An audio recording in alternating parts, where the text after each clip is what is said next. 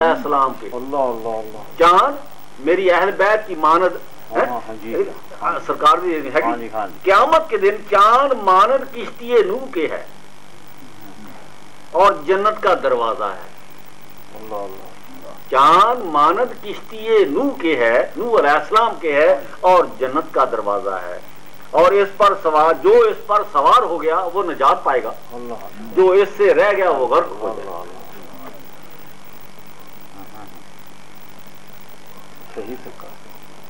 چاند پھر بار چاند مانند کشتی نوح علیہ السلام کے ہے. ماسل اہل بیت کافی ماسل اہل بیت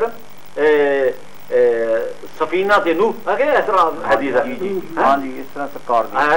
میری اہل بیت مانند نوح علیہ السلام کی کشتی کی مانند ہے، جو اس پر سوار ہو گیا وہ بچ گیا، جو اس سے رہ گیا وہ غرق ہو گیا.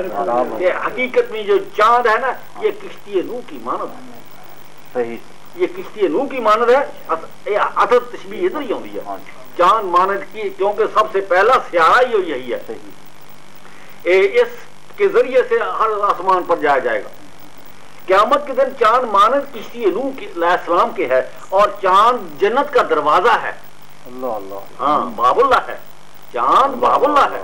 چاند جنت کا دروازہ ہے اور جو اس پر سوار ہو گیا نجات پا گیا، جو اس سے رہ گیا وہ غرق ہو گیا. جس پر سب متقی پرہیزگار قیامت کے دن دوپہر کاٹیں گے. اللہ اللہ جس پر متقی اور پرہیزگار قیامت کے دن دوپہر کاٹیں گے. اس کے نیچے نہیں، اس کے اوپر، اس میں دوپہر کاٹیں گے. زمین و آسمان کے درمیان کوئی جنت آ ہی نہیں سکتی. اگر کوئی جنت آ گئی تو زمین پر چار سائے ہو جائیں گے. زمین و آسمان کے درمیان اگر کوئی جنت ہے تو سورج ہے. اگر کوئی سورج ہے سے بڑی جنت آ گئی تو پھر بھی زمین پر چار سائے ہو جائیں گے. قیامت کے دن سورج اور چاند جمع کر دیے جائیں گے. قیامت کے دن سورج اور چاند جمع کر دیے گئے. سورج کے نیچے چاند ہوگا، سورج کے نیچے چاند ہوگا. اس سے چاند گہ جائے گا، اس سے چاند گہ جائے گا. چاند زمین کے بہت نزدیک ہوگا. قیامت کے دن جب نزدیک ہوگا تو اس پر سورج کی روشنی نہیں پڑے گی نیچے سے، کیونکہ اس کا منہ سورج زمین کی طرف ہوگا.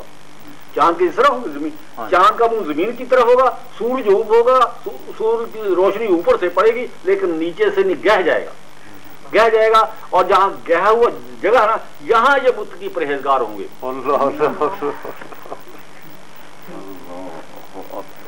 قیامت کے دن سورج اور چاند، عطارد، زہرہ یہ سب زمین کے نزدیک نزدیک آ جائیں گے اور سرخ آسمان سورج ہوگا. سرخ آسمان سورج ہوگا. سرخ آسمان اور زمین کے درمیان کوئی دوزخ آ ہی نہیں سکتی. اگر آ گئی تو پھر بھی زمین کے اوپر چار سائے ہو جائیں گے، اس لیے زمین پر صرف تین سائے ہی رہیں گے. اس لیے زمین ہی دوزخ ہوگی، سورج جنت ہوگا، زمین دوزخ ہوگی. اگر سورج چوتھے آسمان پر ہے تو قیامت کے دن تیسرے اور پہلے آسمان پر آ جائے گا. اگر سیارہ عطارد تیسرے آسمان پر ہے تو دوسرے اور پہلے آسمان پر آ جائے گا. اگر سیارہ زہرہ دوسرے آسمان پر ہے تو پہلے آسمان پر آ جائے گا. اگر چاند پہلے آسمان پر ہے تو زمین کی حدود میں آ جائے گا. اس لیے آسمان کے سب دروازے کھل جائیں گے. اس لیے متقی پرہیزگار جہاں چاہیں گے جا سکیں گے. جس ستارے پر اور جس سیارے پر اگر چاہیں گے جا سکیں گے. زمین پر سے چاند، چاند پر سے زہرہ، زہرہ پر سے عطارد، عطارد پر سے سورج، سورج پر سے جہاں کہیں چاہیں گے جا سکیں گے. یہ فرشتگان خدا کی طرح آزاد ہوں گے. یہ فرشتگان خدا کی طرح آزاد ہوں گے. زمین و آسمان کے درمیان اگر کوئی جنت ہے تو سورج ہے. زمین و آسمان کے درمیان اگر کوئی دوزخ ہے تو زمین ہے. اگر عدالت کے حساب سے دیکھا جائے تو سورج ہی جنت نکلے گا. اگر کوئی جنت بن ہی نہیں سکتی، اگر عدالت کے حساب سے زمین کو دیکھا جائے تو زمین ہی دوزخ نکلے گی. یعنی زمین ہی دوزخ ہونے کے لائق ہے. یہ سورۃ مریم کی 85 نمبر آیات ہے. یوم نحشر المتقین الی الرحمن وفدا. اسی تشریح آ گیا. یوم نحشر المتقین اکٹھ ہوئے گا. اس دن اکٹھ ہوئے گا کتنے؟ الی الرحمن عبدا، الی الرحمن وفدا. سورۃ مریم کی 85 نمبر. یوم نحشر المتقین، اس دن اسی متقیاں نو کٹھا کریں گے. یوم نحشر المتقین الی الرحمن، طرف رحمان کی، وفدا مہمان. اس دن متقیوں کو طرف رحمان کی مہمان بلائیں گے. سارے نو کٹھا کریں گے. یہ وہ مقام جس سے کٹھا کریں گے. ترجمہ ہے جس دن اکٹھا کریں گے سب سے پہلے اکٹھ متقیاں اتھے ہوگا، زمین تو نہیں ہوئے گا. آؤ گے صحیح لیکن کٹھ اتھے ہوئے گا. جس دن اکٹھا کریں گے ہم پرہیزگاروں کو طرف رحمان کی مہمان. کیا ہم قیامت کے دن سب متقی پرہیزگاروں کو رحمان کی طرف مہمان بلائیں گے؟ سب متقی پرہیزگار لوگ سیدھے جنت میں نہیں جا سکتے. سب متقی پرہیزگار لوگ سیدھے جنت میں نہیں جا سکتے. جنت میں جانے کے لیے ان سب کو ایک طبقہ سے ایک طبقہ سے سوال ہونا پائے گا. سمجھ بات صحیح نہیں نہیں سمجھ آئی میرے خیال. سب متقی پرہیزگار لوگ سیدھے جنت میں نہیں جا سکتے.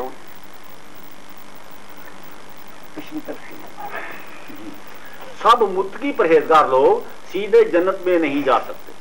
جنت میں جانے کے لیے ان سب کو ایک طبقہ سے ایک طبقہ پر سوار ہونا پڑے گا. ایک طبقہ سے ایک طبقہ پر سوار ہونا پڑے گا. ان سب کو پل صراط پر سے ہو کر گزرنا پڑے گا. ان سب کو پل صراط سے ہو کر گزرنا پڑے گا. ان سب کو لوال حمد میں سے ہو کر گزرنا پڑے گا. ان سب کو جنت کے دروازہ میں سے ہو کر گزرنا پڑے گا. ان سب کو رحمت کے مکان میں سے ہو کر گزرنا پڑے گا. رحمان کی طرف مہمان رحمت کے دروازہ میں سے ہو کر گزرنا پڑے گا. رحمت کے مکان میں سے ہو کر گزرنا پڑے گا. ان سب کو ایک سیارہ پر سے ایک سیارہ پر گزرنا پڑے گا. ان سب کو ایک سیارہ پر سے ایک سیارہ میں گزرنا پڑے گا. سب سے پہلے ان کی سب کی مہمانی رحمان کی طرف ہوگی. سب سے پہلے ان کی مہمانی رحمان کی طرف ہوگی. سب سے پہلے ان سب کی مہمانی چاند میں ہوگی. ان سب کے لیے آسمان کے دروازے کھول دیے جائیں گے. ان سب کے لیے صراط مستقیم قائم کر دیا جائے گا. ان سب کی مہمانی زمین میں نہیں ہوگی. ان سب کی مہمانی زمین میں نہیں ہوگی, چاند میں ہوگی. چاند ان سب کو اپنے پاس ایسے کھینچے گا جیسے چاند مد و جزر کو کھینچتا ہے, جیسے کہ سمندر کے پانی کو کھینچتا ہے. قیامت کے دن یہ سب لوگ زمین میں سے گزر کر چاند میں مہمان ہوں گے. یہ سب لوگ بے حساب و کتاب چاند میں چلے جائیں گے. اللہم صلی اللہ محمد و آل محمد جمیع الانبیاء والمرسلین. تھک بن گیا ایک میں سرکار دی حدیث سناؤں تھوڑی, اس کے بعد تھوڑی اپنا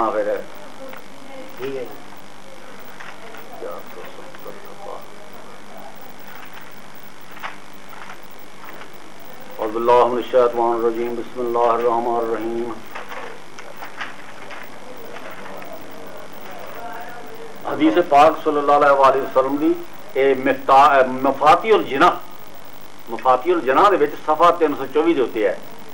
یہ تھوڑا جہا مضمون میں چھڑتا بڑی وڈی مطلب ہے حدیث. جی یکم شعبان امال دے مطابق اللہ تعالیٰ دے امر مطلب رسول نے بیان کیتی ہے, اور انہوں نے امام نے انہوں نے وچوں کر کے امام نے پاک نے یہ مطلب بیان کیتا بھی سانو یہ فرمایا.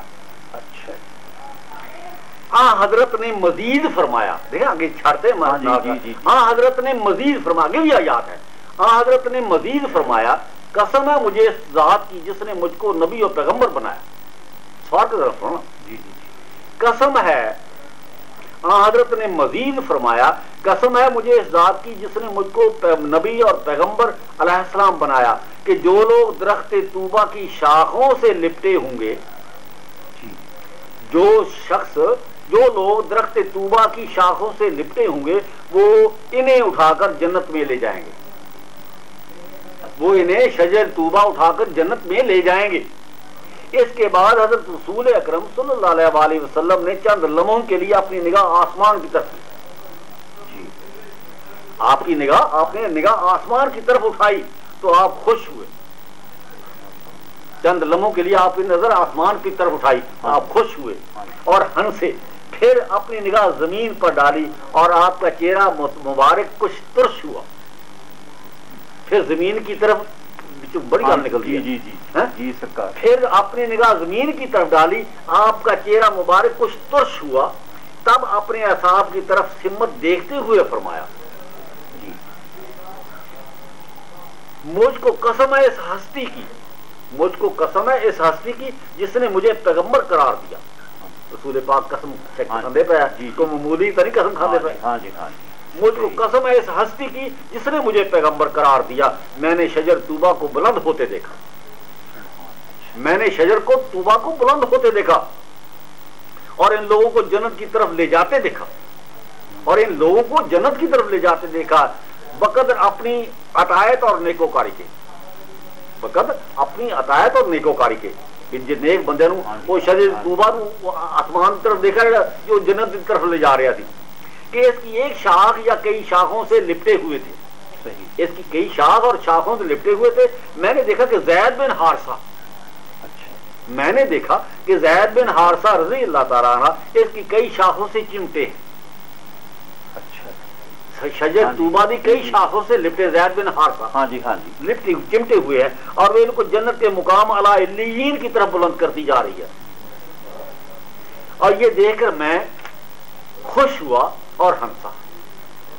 لوگوں نے پوچھا سرکار تسی کیوں ہنسے تے کیوں مطلب خوش ہوئے ہیں؟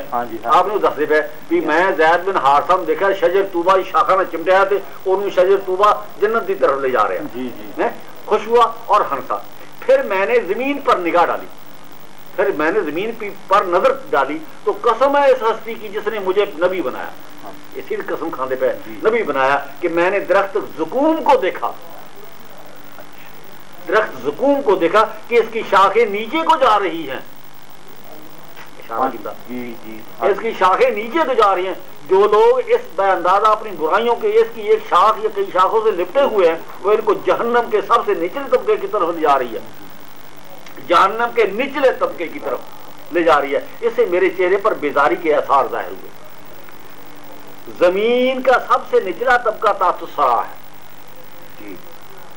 سب سے نچلا طبقہ تحت الثری ہے. اس کے متعلق کوئی نہیں جانتا. وما تحت الثری اور ویل ہے، ویل بھی نچلے طبقے کہتے ہیں. سب سے نچلا طبقہ ویل ہے. سجین ہے، سجین قید خانے میں کہتے سجین، سجن من السجن. حضرت یوسف علیہ السلام سجین ایک قید خانہ. جہنم نو کہتے سجین.